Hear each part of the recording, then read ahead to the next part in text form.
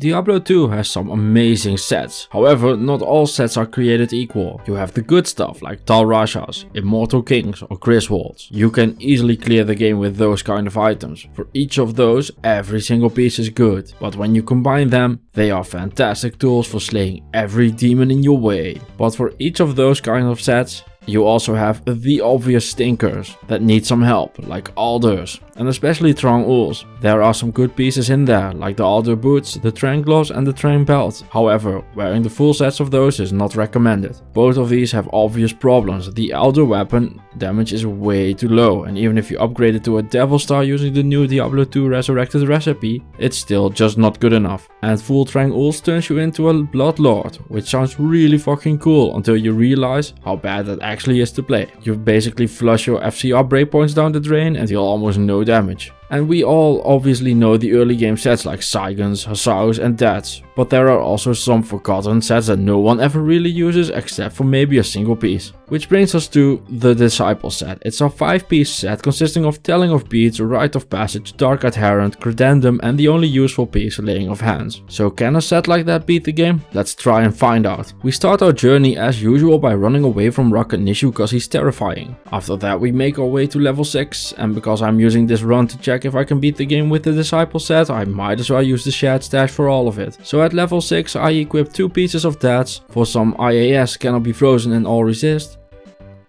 And those two combined seriously are better than the entire Disciple set. Even with those combined, we aren't ready though to deal with the dangers of the world just yet, and we have our first save and quit in the underground passage. So we level some more and start equipping some cool swords and steel and blood crescent scimitars. We also go ahead and equip a Hawkmail for some Cannot Be Frozen, an Eye of Edlich and a Tarnhelm. One of the things we will need a lot of in this run is experience, because all of this has a very high level requirement. So I start farming the jail for some, because champion dark ones are great to get some level up. After getting the level I want, it's time to start getting towards Act 5, so we battle Andariel and follow it up by killing Durian.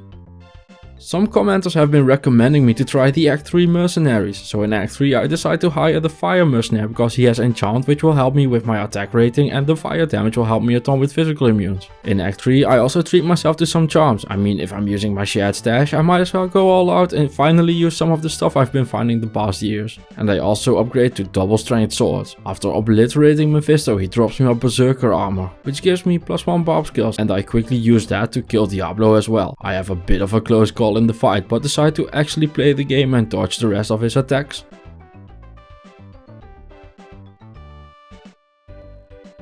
And take him down. I get the Hellforge that I forgot about and level myself up on Eldritch so I can start equipping some of my final gear. It starts off with Rite of Passage and Telling of Beads. These two combined give me an additional 150 defense, which would be very cool if defense did anything in this game. After almost killing myself by autopiloting into a fire shrine, I go and get myself some big boy weapons into Alibabas with some shield runes in them.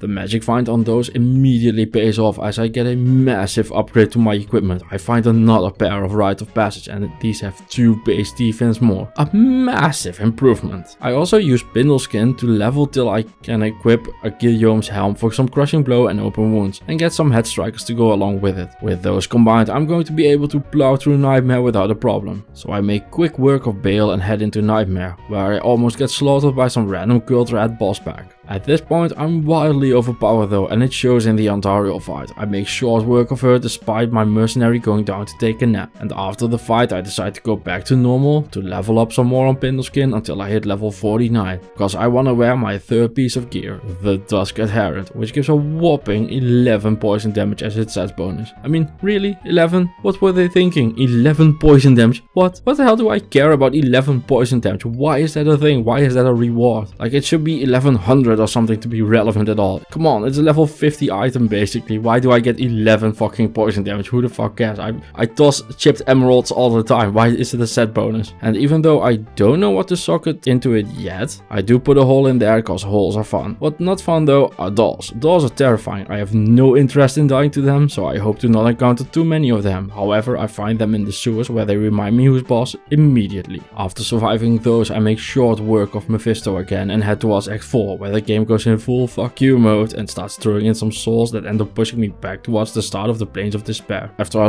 long and harsh battle, I fight my way through it and I find myself in the River of Flame, ready to get my health forge, but it grants me a shield rune. But that's okay, because this is a shared stash run, so if I need anything I can just go and grab it. And the struggle continues on as we head into the Chaos Sanctuary, where despite my best efforts I am getting my health total pushed back by Infector and his helpers. I figured that with some of the best weapons in the game and 3 pieces of a set I'd flatten everything in no time flat, but it's not the case and it makes me very worried about health. Luckily for a game about farming bosses, those are actually the weakest part. They're really easy, so we hack down Diablo like he's nothing, cause we're gonna ignore that he just did me 1000 damage in one attack. And we make our way towards Act 5, and I'm glad to be there because we need to farm some levels and equip some stuff. We start off our level farm by trying to defeat Eldritch, but he kicks our ass, so we're going to try our luck at Pindleskin instead. And at some point during farming Pindleskin, I found a superior gnarled staff that I sold to Mala, and when I checked for weapons with the Echoing mod for +3 war cries on them, for a boost to battle orders and some more HP, I saw that the staff had quite the markup. She's selling it back at 2.3 million gold. I mean, Mala's hustling that millionaire lifestyle, damn. After getting sad at trying to farm Pindle and Eldritch, I decided my best course of action is to go and finish off Nightmare so I can do some bill runs, cause those are obviously easier. The Wildstone Keep level 2 is of course filled with souls, cause why wouldn't it be? But I do end up hitting level 63, which brings me to my other forgotten set.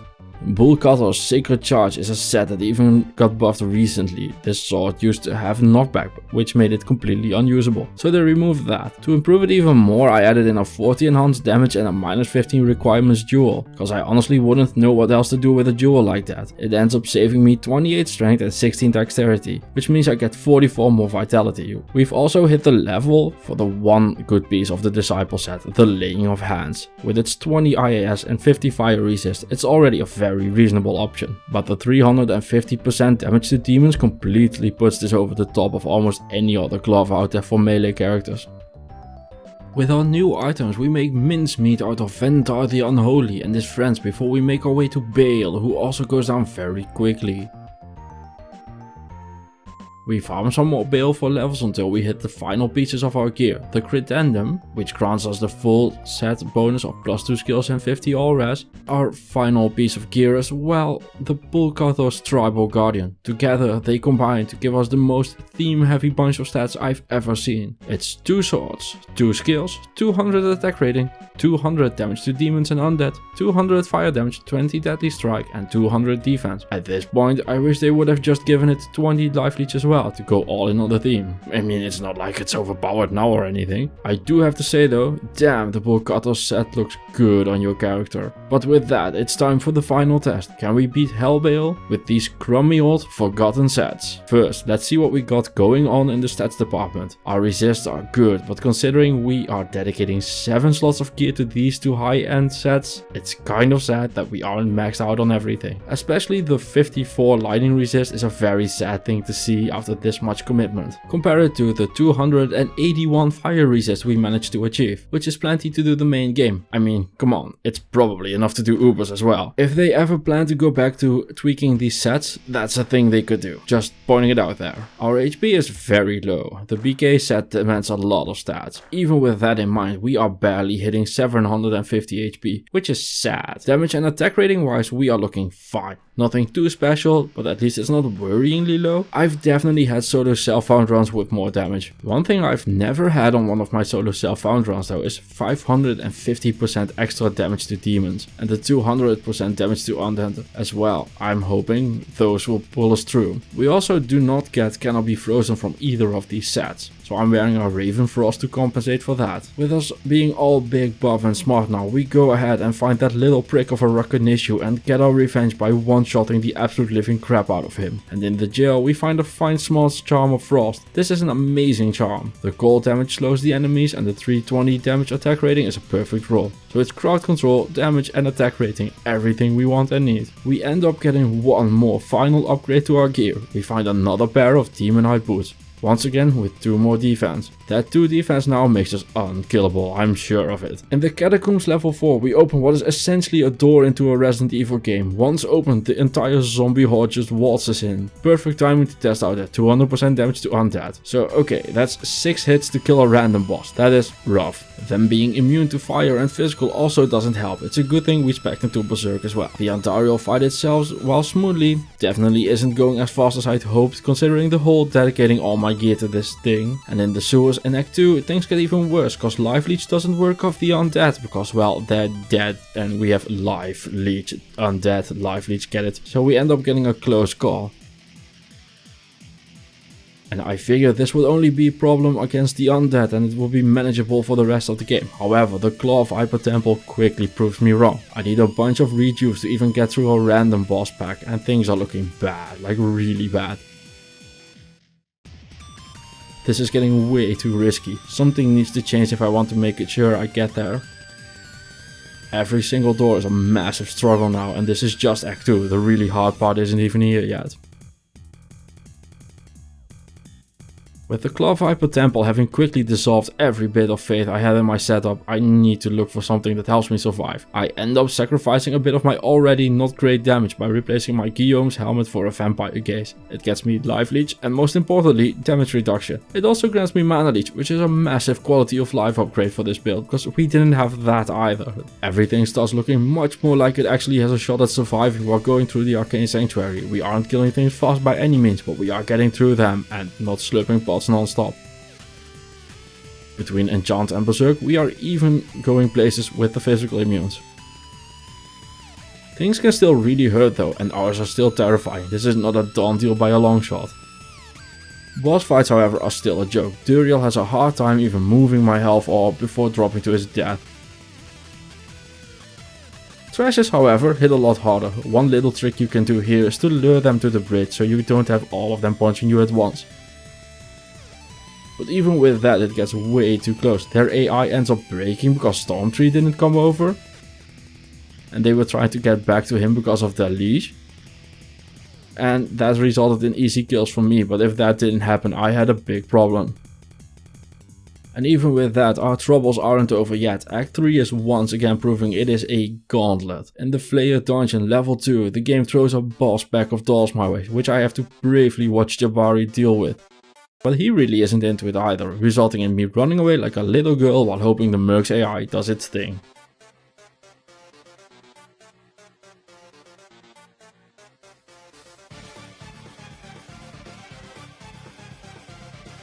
The council uses fire damage and we have 280 fire resist, so we can just stand there and slice away at them. It takes a bit, but this is what this barb is built for.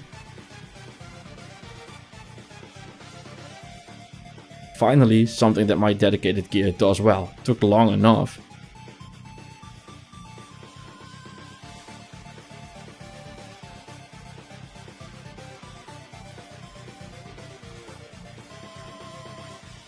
Mephisto goes down and we head towards the River of Flame, where we lose a fight with some Urdars.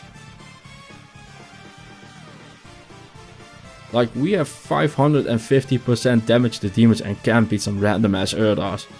Yeah, we just left the game. From here on out though, every single boss pack of Urdars is a massive fight. Every single fight we have to kite and fight. We have to properly position every single thing, and even if they still crit, we could die. Our Hellforge gets us a ballroom before moving along into the Chaos Sanctuary, which is an area that this build actually does rather nicely. With some proper kiting we managed to get through the ghost guy. The fanaticism aura of the size and using the corners of the map we managed to whittle down Infector's Venom Lords until we can just take down the group with just a few close calls. Diablo starts off the fight by trying to run away, but we got him cornered in his own pentagram, where he tries to do some stuff, but besides a few slaps we have nothing to worry about here. In Act 5 we really start to get into trouble. Random bosses start almost one-shotting us. If we weren't wearing a case we would have been dead twice already. Sorry, 3 times already. Man, things hit hard in Act 5. As usual, we have to split up the ancients, we won't win a 3-on-2 on them. However, beating Madog down in a little corner is definitely something I can do. I give it a few tries to see if I can 2-on-1 them, but I end up almost dying every single time I try. So I end up luring Talik to the same dark corner and beat away at him. Gorlick can 2-shot me if I'm not careful, and I can 200-shot him, so yeah, that's a fair fight for you. Honestly though, I'd rather be playing as one of the ancients at this point. They seem much more powerful than I do. Even though I've dedicated 7 slots of gear to this build feels weaker than even a lot of my solo self-found runs. I have +5 skills, 2 of each of the set bonuses and 1 of the amulet, but it just doesn't matter, this feels very weak, these sets need help. And after battling my way through some death loss, I make my way towards the Bale waves. The first one isn't much of a problem, the second one however is very rough. I barely do enough damage to keep up with the mages getting revived. I end up luring them a bit away and trying to use the time it buys me to kill the Unravelers. My mercenary also does an excellent job of tanking them and buying me time. I still have another near death moment though, but I do end up getting through it.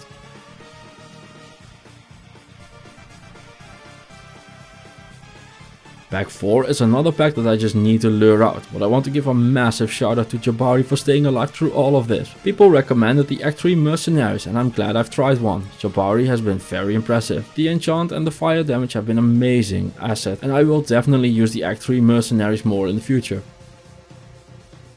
For our final Bale wave, it's a matter of luring them out one by one, because I'll probably lose the fight if there's too many of them around.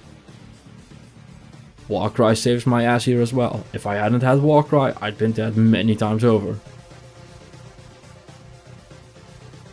And with Lister down, it's time for Bale.